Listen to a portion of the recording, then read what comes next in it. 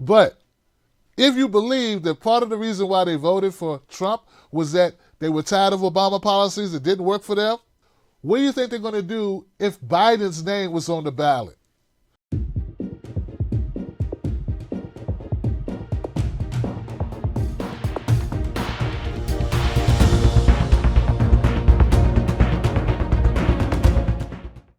So I was reading an article about Joe Biden, Bernie Sanders, and we all know at this point Joe Biden and Bernie Sanders are the top Democrats who are vying for the Democratic nomination. But guys, anybody notice that Joe Biden's not in the race? Like, I'm tired of people saying that he's at the top when he's not even in it. Look, only in politics could you be in the top of something, of a poll, for a race you're not even in. If that doesn't show you the level of instability or the caveat you have to have when you look at polls, I don't know what does. Imagine anything else in life where a person who's not even competing gets to be ranked or gets to be considered as a front runner of something. Oh yeah, we got a couple of great models in this case, in this contest to be the top model. We got this other model who's not even in the competition. We're gonna put them number one because people know her name. Now, as much as you may not like the objectification of women, some people say that about modeling contests, you gotta admit it's pretty weird that you would make someone not in the modeling competition the model to beat in the competition. I'm just saying, sounds crazy to me. Then they go on to list in this article how Biden is moderately liberal. Biden is not moderately liberal. Biden is corporatist liberal. He's a business Democrat. He likes doing business. A business Democrat he is. And Bernie Sanders is a democratic socialist. Some people would say not socialist enough if you are a fan of socialism. So they say those are a couple of differences. But then they fall back to the regular identity politics stuff, and they say, well, they're both old white guys. That's what they are.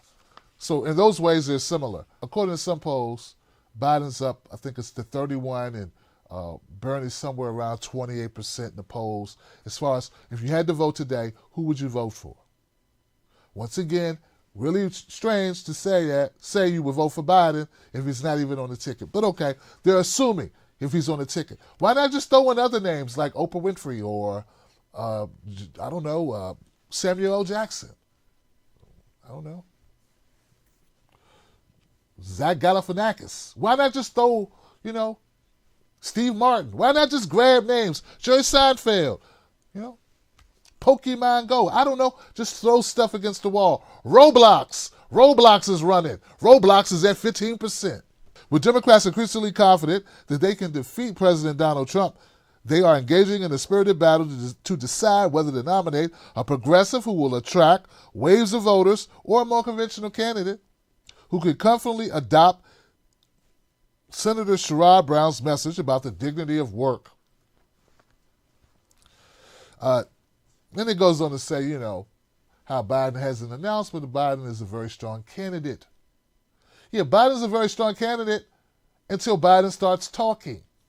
The country's future will depend on the policies we choose in the next 2, 4, 6 years. After recent travels to the early contest states of Iowa and South Carolina.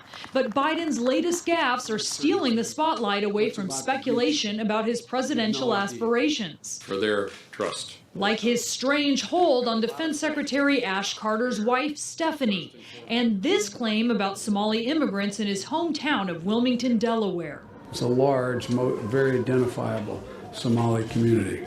There's an awful lot who are driving cabs, and are friends of mine, for real. I'm not being solicitous. I'm being serious. And it turns out factually incorrect. Only 15 Somalis live in the entire state, according to the Census Bureau. And Wilmington cab drivers told CNN they knew of no Somalis driving taxis.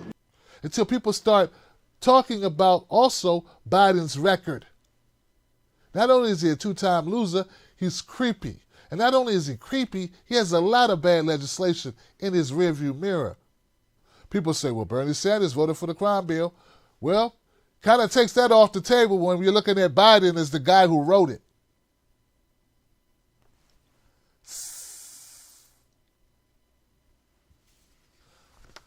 Patriot Act, Biden. Bank deregulation, Biden. Bite me, Biden. The key to victory is to bring in new people into the conversation, to bring in new voters, to get people registered who didn't vote, who don't vote. The 40%, 45% of Americans who don't vote, to get them to vote, of eligible voters who did not vote. And then maybe some election integrity would also help. You know, the people who voted who weren't counted, the people who voted whose votes were oppressed. Yeah, those people. That'd be nice to count those people too. But it won't. I disagree that it will be any Democrat can defeat Donald Trump. No, I don't think any Democrat can defeat Donald Trump. I think only a stark contrast who's almost, in a lot of ways, totally disconnected from the establishment, or a combatant, a fighter against the establishment, is the only one that can really fight against Trump. And now that this report's come out that we just talked about with the special counsel Robert Mueller, like now that report's under his belt, and we know it didn't exonerate Trump, but come on, it did like get the monkey off his back, so to speak. Well, that's only going to help Donald Trump going into 2020. See, that's the backfire of all of that. There are some voters who abandoned the Democrats for Donald Trump. A lot of those voters did that because they just didn't want to vote for Hillary Clinton. They didn't want more of the same Obama policies that weren't working for them. There weren't that many options. They didn't know who Jill Stein was, and they had a feeling she might not win. So they went with what they had in front of them, which was Gary Johnson,